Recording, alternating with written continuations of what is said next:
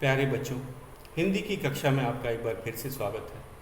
जैसा कि आप जानते ही हैं कि आज हम अपने चौथे पाठ घटा घिरी झूम के व्याकरण संबंधित प्रश्नों को करेंगे और ये हैं पर्यायवाची शब्द। इसका आप समानार्थी शब्दों के नाम से भी आप इन्हें जानते हैं। तो आज शुरुआत करते हैं हम अपने भाषा से का पहला प्रश्न। इन शब्दों के तीन तीन पर्यायवाची शब्द लिखो। तो हमें परीक्षा में भी इसी तरह लिखना है। तो शुरुआत करते हैं। प्रश्न है भाषा से के अंतर्गत आएगा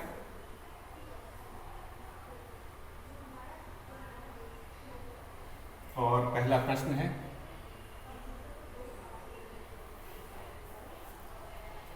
पर्वत।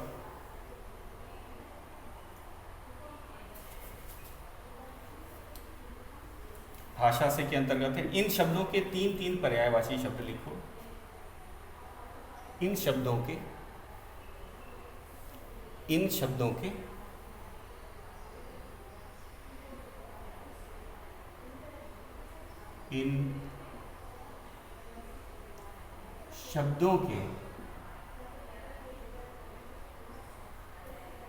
तीन तीन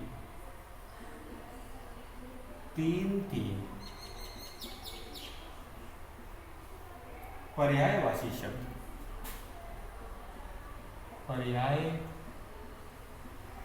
शब्द लिखो।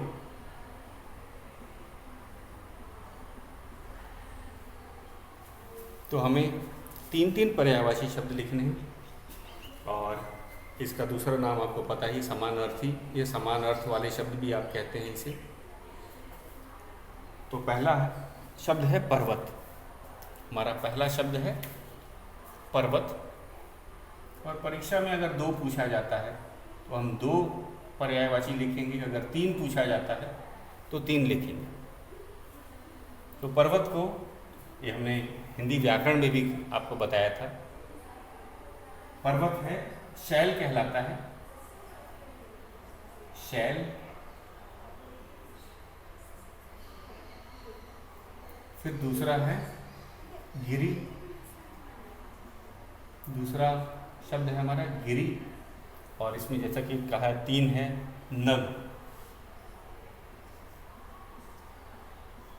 पहाड़ भी हम कहते हैं। तो जितना पूछा जाएगा, अधिकतर दो पूछा जाएगा तो आप दो ही लिखेंगे।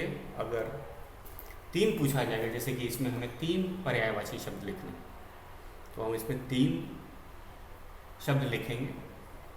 तो जितना पूछा जाए उतना ही दीजिएगा। मैं देखा कई बार बच्चे ज़्यादा दिखाने के चक्कर में अगर दो पूछा जाता है चार वे लिखने लगते हैं और उसी में वे गलती कर बैठते हैं। तो ये था हमारा पहला वाला शब्द पर्वत। अब आ जाते हैं तालाब। दूसरा है शब्द हमारा तालाब।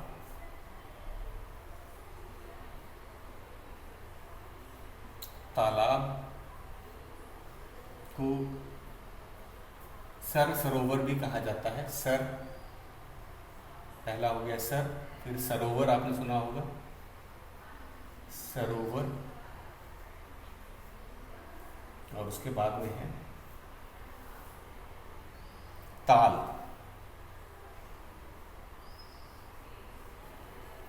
तालाब का सर, सरोवर और ताल। अगला है हमारा बिजली।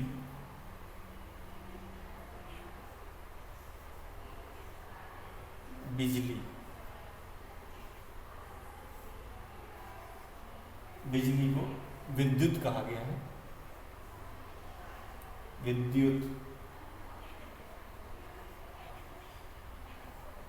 उसके बाद में चंचला भी कहा जाता है। चंचला, क्योंकि विद्युत बहुत ही चंचल होती है, इस कारण से इसका नाम चंचला भी रखा गया है। और फिर अंत में है दामिनी भी कहा जाता है।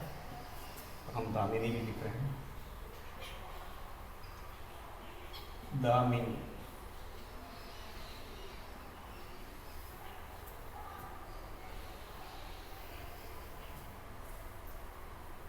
दामिनी, चंचला और दामिनी।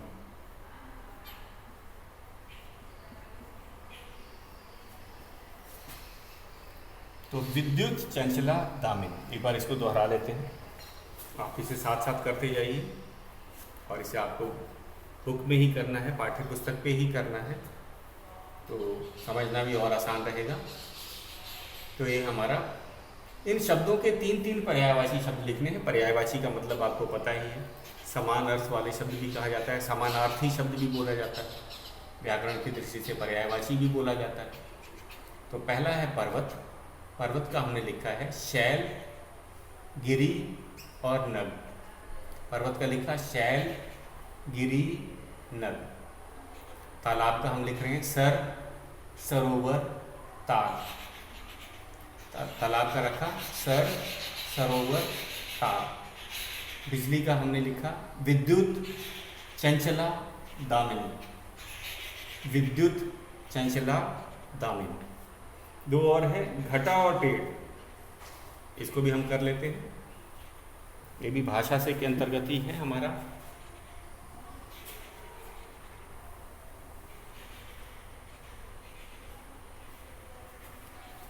अगला शब्द है हमारा घटा,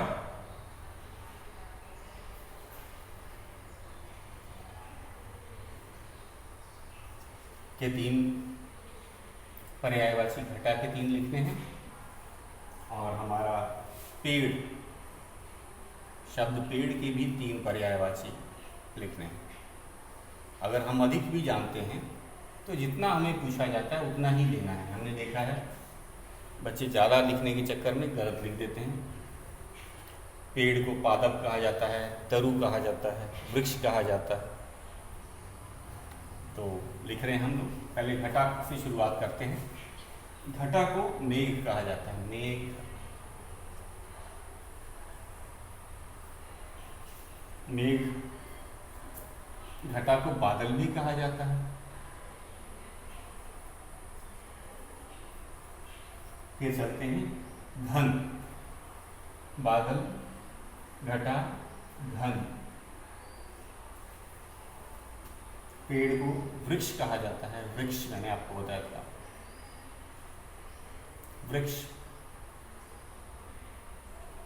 वह मेरा है तरु। तरु और फिर पादप, पादप। इसे एक बार फिर से दोहरा लेते हैं, लिख लेते हैं। घटा को मेघ, बादल, घन। पेड़ को वृक्ष, तरु, पादप कहा जाता है। तो ये था हमारा भाषा का पहला वाला जो प्रश्न है। पहला प्रश्न हमने कर लिया, इसे आप एक बार फिर से दोहरा लेते हैं। मैं पढ़ देता हूँ आपके लिए एक बार। इन शब्दों के तीन तीन पर्यायवाची शब्द लिखो। पहला था पर्वत। पर्वत का शैल, गिरि, नग। तालाब का सरस, सरोवर, ताल। बिजली का है विद्युत, चंचला, दामिनी। और घटा का भी हमने लिखा मेघ, बादल, घन। पेड़ का वृक्ष, तरु, पादप। आवाज ना है। अब चलते हैं, दूसरा है हमारा संज्ञा शब्दों के सही भेद के सामने टिक का निशान लगाना है। संज्ञा शब्द के सही भेद हमें पता है, संज्ञा के कितने भेद होते हैं आपको पता है। व्यक्तिवाचक संज्ञा, जातिवाचक संज्ञा और भाववाचक संज्ञा। अब हम इसमें देखेंगे जो शब्द दिए हुए, संज्ञा शब्द दिए हुए, उसमें कौन सा व्यक्तिवाचक है, कौन सा भाववाचक है और कौन सा जातिवाचक है। एक बार पहले दोहरा लेते हैं कि ये होते क्या हैं। तो संज्ञा के 3 भेद होते हैं, हमें पता ही है। प्रश्न लिखा हमने दूसरा, संज्ञा शब्द,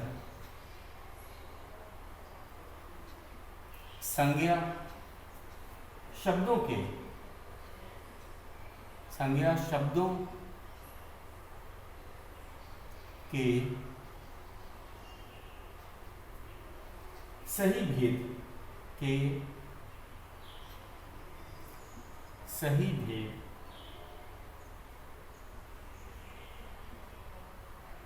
के सामने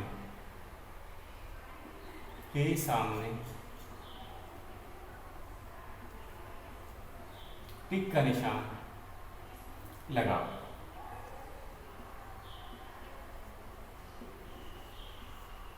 तो सबसे पहले हम लोग इसको समझ लें कि व्यक्तिवाचक संज्ञा के 3 भेद होते हैं। कौन कौन से, उनको मैं लिख देता हूं। व्यक्तिवाचक, दूसरा है जातिवाचक,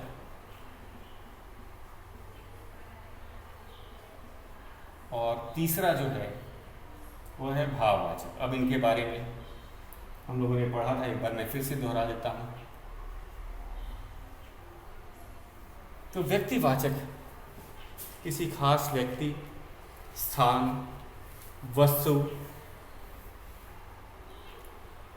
के नाम को हम व्यक्तिवाचक संज्ञा के अंतर्गत लेते हैं। तो इसमें जरूरी नहीं कि कोई लड़के का या किसी महान पुरुष का ही नाम हो। तो आपका दोस्त राहुल, वह भी व्यक्तिवाचक संज्ञा है। महात्मा गांधी, वे भी व्यक्तिवाचक संज्ञा है का ही उदाहरण है। किसी शहर का नाम आगरा, अहमदाबाद, ये भी व्यक्तिवाचक के अंतर्गत ही आएगा।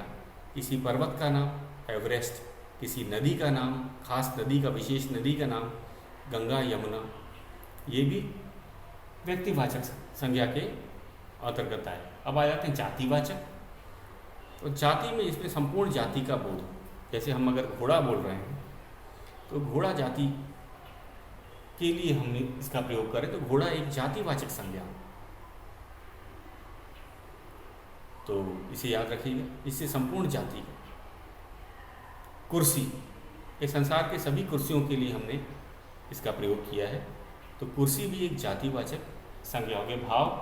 भावों के नाम भाववाचक संज्ञा के अंतर्गत आते हैं, जैसे खुश, खुशी, दुख, ईर्ष्या, जलन, ईमानदारी, समझदारी, बुद्धिमानी, अवस्था भी आ सकती है इसमें, बचपन, जवानी, बुढ़ापा, ये सब भाववाचक संज्ञा के अंतर्गत। तो हमें जो प्रश्न दिए गए हैं, जो संज्ञा शब्द दिए गए हैं, हमें उसे ध्यान से समझना है कि वह किस संज्ञा के किस भेद का ये उदाहरण है, और सही पे हमें टिक का निशान लगाना है। तो शुरू करते हैं अपना दूसरा प्रश्न। तो मैं इसे मिटा देता हूँ। तो हमने व्यक्तिवाचक, जातिवाचक और भाववाचक को जान रखा है संज्ञा। अब एक एक करके शुरुआत करते हैं। सबसे पहला है पीपल। पीपल, अब पीपल की अगर हम बात कर रहे हैं तो ये जातिवाचक संज्ञा हो। क्यों? कि सभी पीपल के पेड़ों के लिए इसका हम प्रयोग कर रहे हैं, तो ये जातिवाचक। तो हमें एक उदाहरण में क्या देता है? व्यक्तिवाचक, व्यक्तिवाचक,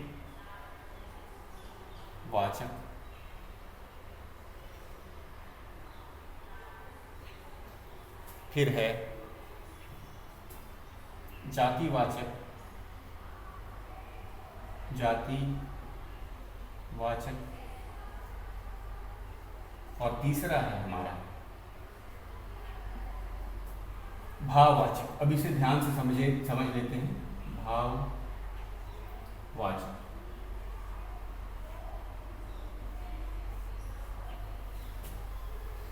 तो हम इसे पीपल का जो है पेड़ है, पेड़ का नाम है पीपल, इसको हमने जातिवाचक के अंतर्गत क्यों रखा? इसे व्यक्तिवाचक में क्यों नहीं रखा? क्योंकि अगर एक खास पेड़ होता है, जैसे कि कोई विशेष पेड़ की बात करते हैं, जैसे बोधि वृक्ष जो सारनाथ में है, वो भी पीपल का पेड़ है, तो बोधि वृक्ष हो जाएगा व्यक्तिवाचक। महात्मा बुद्ध ने वहाँ पे संदेश दिया था, तो उस खास पेड़ की हम बात कर रहे हैं।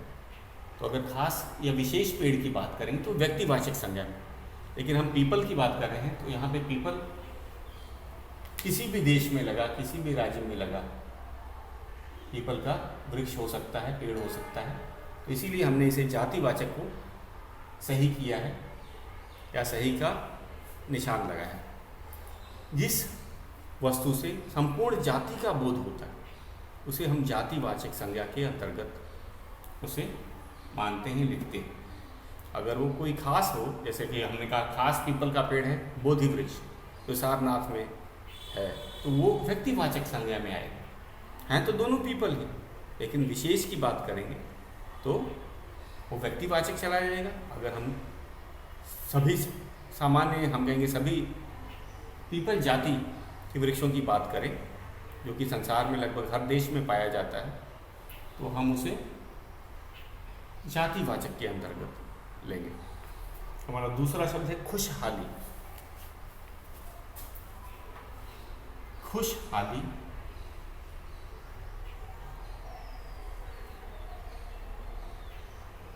खुशहाली ये मन का भाव। जैसे ही हमने खुशहाली शब्द देखा हमें पता चला यह तो मन का भाव है।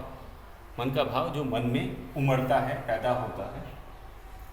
और इसके वही विकल्प दे रखे हैं व्यक्तिवाचक,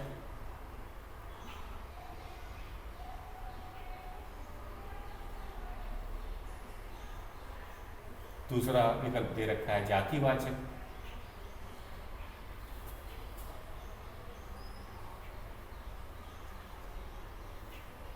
तीसरा विकल्प है हमारा भाववाचक,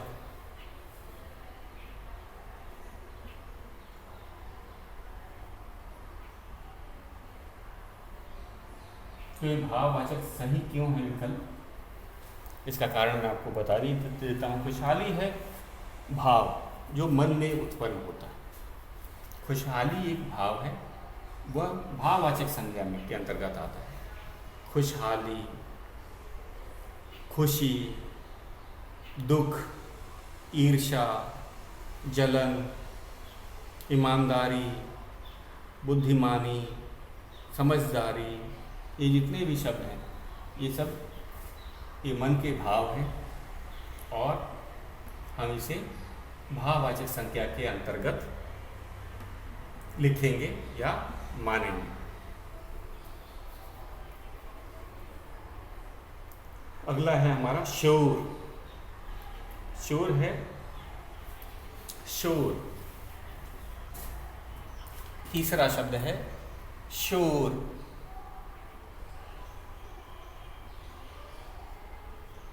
इसके भी 3 विकल्प दे रखे हैं। कौन कौन से 3 विकल्प हैं शोर के? व्यक्तिवाचक शोर शब्द है, इसका विकल्प क्या है? व्यक्तिवाचक।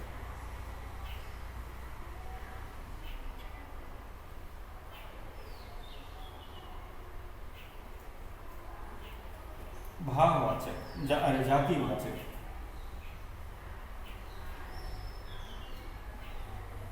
जातिवाचक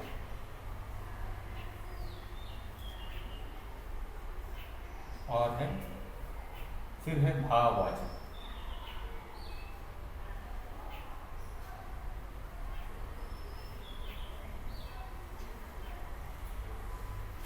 व्यक्तिवाचक, जातिवाचक, भाववाचक और सही विकल्प है जातिवाचक। शोर उस ध्वनि को कहा जाता है जो अच्छी नहीं लगती, जो हमें पसंद नहीं। तो इसमें किसी खास शोर की बात नहीं की। शोर हमें किसी रेलगाड़ी की आवाज़ भी लग सकती है या किसी मेले में या कोई चलता लाउड ज़ोर से बजता लाउड स्पीकर भी, जो लाउड स्पीकर है, वो भी हमें शोर लग सकता है। तो ये किसी भी प्रकार के शोर का अर्थ है वो किसी भी प्रकार का शोर हो सकता है, मशीनों से निकलने वाला, लोगों द्वारा बोले, बच्चों द्वारा चीखे जाने वाले को। तो इसीलिए शोर को हमने जातिवाचक संज्ञा में रखा है। शोर ये किसी खास शोर की बात नहीं की है और शोर भाव होता ही नहीं। शोर तो सुनाई देने वाली ध्वनि होती है जो हमें किसी भी तरह अच्छी न लगे।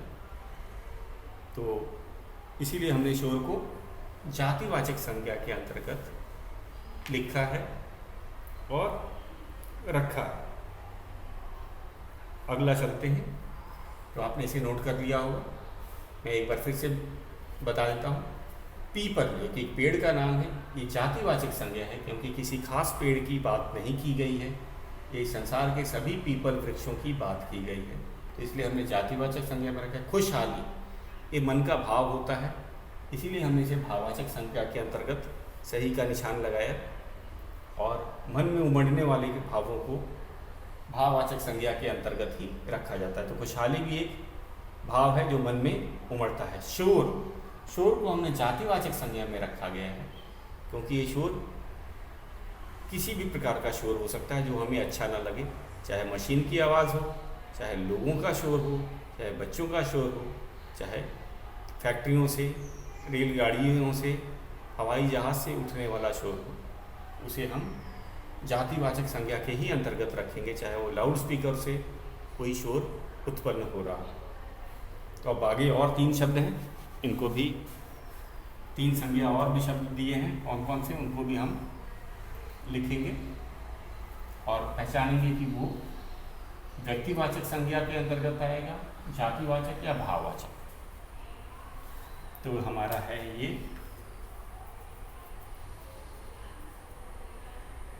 दूसरा, ये है हिमालय।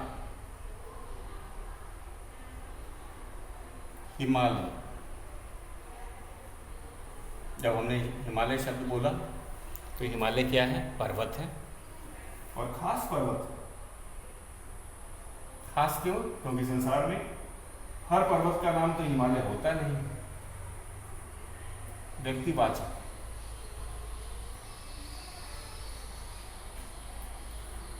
ये तीनों विकल्प लिख देते हैं। पहला व्यक्तिवाचक है, दूसरा है जातिवाचक है,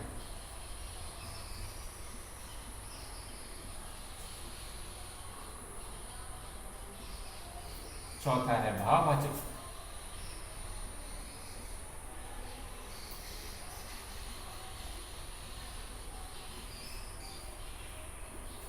तो ये थे हमारे विकल्प। हिमालय एक खास पर्वत क्या है जो कि भारत के उत्तरी भाग में पाया जाता है।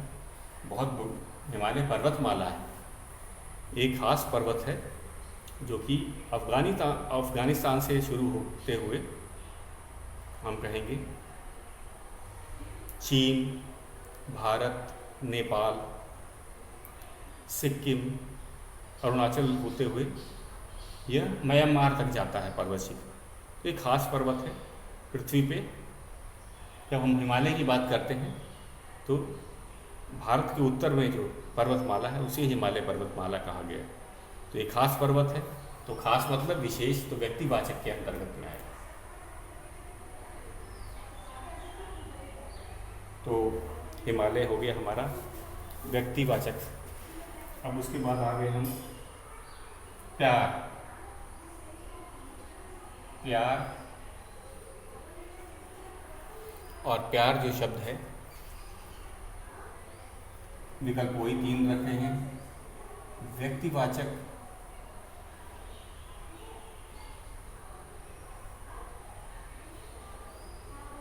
जातिवाचक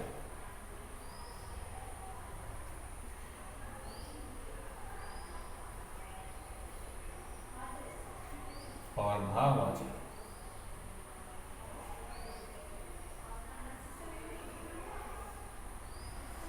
तो जैसा कि मैंने आपको बताया था, ये भाववाचक संज्ञा है।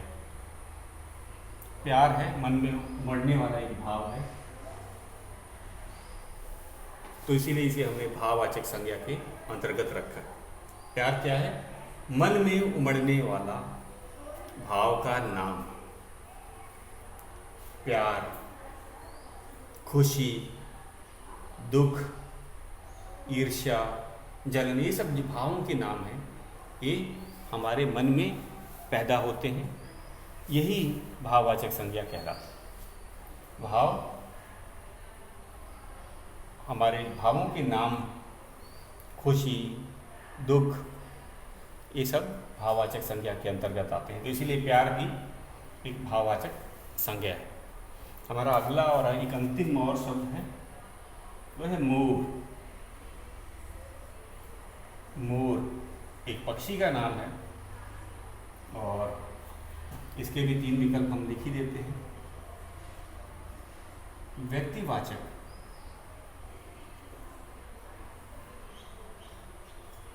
फिर है जातिवाचक,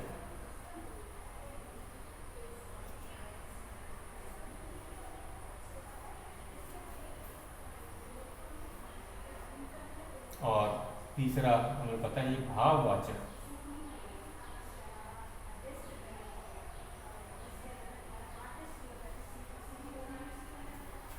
तो मोर है पक्षी का नाम, और जब हम मोर बोलते हैं तो संपूर्ण मोर जाति की बात कर रहे हैं। तो अगर हम मोर बोल रहे हैं तो संपूर्ण मोर जाति की बात कर रहे हैं। तो इसमें किसी खास मोर का नाम नहीं हम बोल रहे हैं, किसी खास मोर को नहीं बोल रहे हैं। तो इसको ज़रा समझना है। बच्चे इसी में सबसे ज़्यादा गलती करते हैं। जैसे घोड़ा, घोड़ा है जातिवाचक से। घोड़ा जब हम बोलते हैं तो संसार के सभी घोड़ों के लिए हम प्रयोग कर रहे हैं। लेकिन अगर हम चेतक बोलते हैं तो महाराणा प्रताप के घोड़े का नाम ले रहे हैं। तो अगर चेतक है तो व्यक्तिवाचक संज्ञा में आएगा। अगर हम घोड़ा बोल रहे हैं तो वो जातिवाचक संज्ञा में आएगा। तब संपूर्ण जाति का बोध करवाता है घोड़ा। लेकिन अगर हम बोलते हैं चेतक तो महाराणा प्रताप के घोड़े का नाम चेतक था। तो हम खास घोड़े की बात कर रहे हैं, तो इसलिए वह व्यक्तिवाचक में आएगा। चेतक व्यक्तिवाचक में आ गया। अगर हम घोड़ा बोल रहे हैं तो वो जातिवाचक में आएगा। तो ठीक इसी तरह इसमें भी मोर, मोर एक पक्षी है, भारत का राष्ट्रीय पक्षी है। किसी खास मोर की बात नहीं कर रहे हैं, किसी विशेष मोर की बात नहीं कर रहे हैं, तो जातिवाचक। तो संसार के सभी मोरों के लिए हम ये मोर का प्रयोग किया जा रहा है, या ये संज्ञा शब्द है मोर। तो ये जातिवाचक संज्ञा के अंतर्गत ही ये आएगा। तो ये था हमारा दूसरा प्रश्न। ये भी था हमारा जो दूसरा प्रश्न है वह हमने कर लिया। इसे आप नोट कर लेंगे। एक बार फिर से मैं इसको दोहरा देता हूँ ताकि अगर आपका छूटा हो तो आप इसे फिर से लिख सकते हैं। तो संज्ञा के 3 भेद होते हैं, आपको पता ही, व्यक्तिवाचक, जातिवाचक और संज्ञा और भाववाचक। तो संज्ञा के 3 भेद कौन कौन से हैं? व्यक्तिवाचक, जातिवाचक और भाववाचक। इस प्रश्न में, दूसरे प्रश्न में हमें संज्ञा शब्दों की पहचान करनी थी उनके भेद के अनुसार। मतलब ये बताना था कि अगर ये संज्ञा शब्द है तो ये कौन सा संज्ञा का कौन से भेद के अंतर्गत ये आएगा। तो फिर से दोहरा देता हूँ एक बार। पीपल, पीपल जो था एक पेड़ का नाम है, जातिवाचक संज्ञा में। खुशहाली भाववाचक संज्ञा के अंतर्गत आएगा क्योंकि ये मन में उमड़ने वाला भाव है। शोर है जातिवाचक संज्ञा, क्योंकि हमें इसका कोई खास नहीं बताया तो सभी शोरों के लिए इसका प्रयोग किया गया। तो शोर भी जातिवाचक संज्ञा में। हिमालय ये व्यक्तिवाचक संज्ञा में आया क्योंकि हिमालय एक खास पर्वतमाला है जो भारत के उत्तर में पाई जाती है। तो ये व्यक्तिवाचक संज्ञा है। प्यार, प्यार है मन में उमड़ने वाला भाव, तो इसीलिए हमने इसे भाववाचक संज्ञा के अंतर्गत लिखा। मोर पक्षी का नाम है, राष्ट्रीय पक्षी का नाम है, और इससे पता नहीं चलता कि ये संपूर्ण मोर जाति के लिए इसका प्रयोग हम कर रहे हैं यहाँ पे। तो ये किसमें आएगा? जातिवाचक संज्ञा में आएगा। तो मोर आएगा जातिवाचक संज्ञा में। तो हमने इसको टिक कर दिया, मोर जातिवाचक संज्ञा के अंतर्गत आएगा। तो बच्चों आज के लिए इतना ही। कल हम इसका तीसरा प्रश्न करेंगे, पढ़ो समझो और वाक्य बनाओ। तो इसका आज के लिए इतना ही। आज आप इसको अपने नोटबुक में लिखेंगे और इसका अभ्यास भी करेंगे। तो आज के लिए बस इतना ही।